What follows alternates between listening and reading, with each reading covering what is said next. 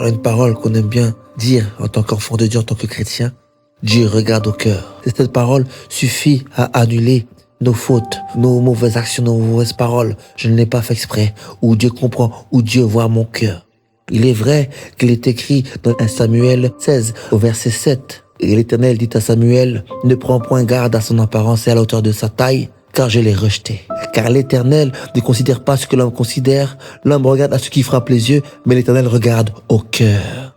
Oui, Dieu regarde au cœur. Mais dans le cœur, Dieu veut trouver les dispositions qui sont les siennes, les dispositions pour son ciel, les dispositions pour son royaume.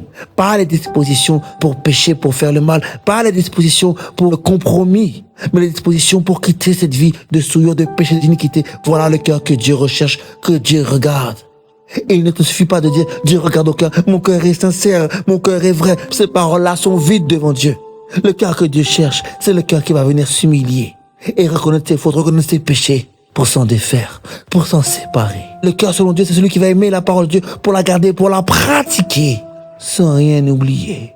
L'homme dont Dieu a parlé quand il a dit Dieu regarde au cœur, David, il s'appliquait à pratiquer la parole de Dieu, de tout son cœur, et à chercher constamment l'Éternel, dans les bons et dans les mauvais jours. La plupart des psaumes, il les a écrits.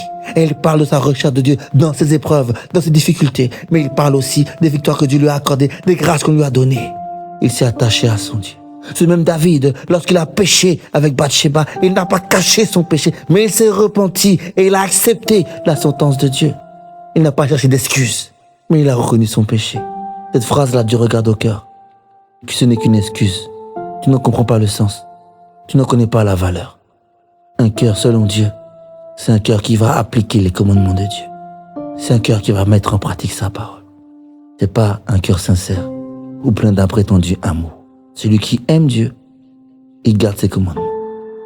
Tu veux être un cœur selon Dieu? Fais ce que Dieu te commande.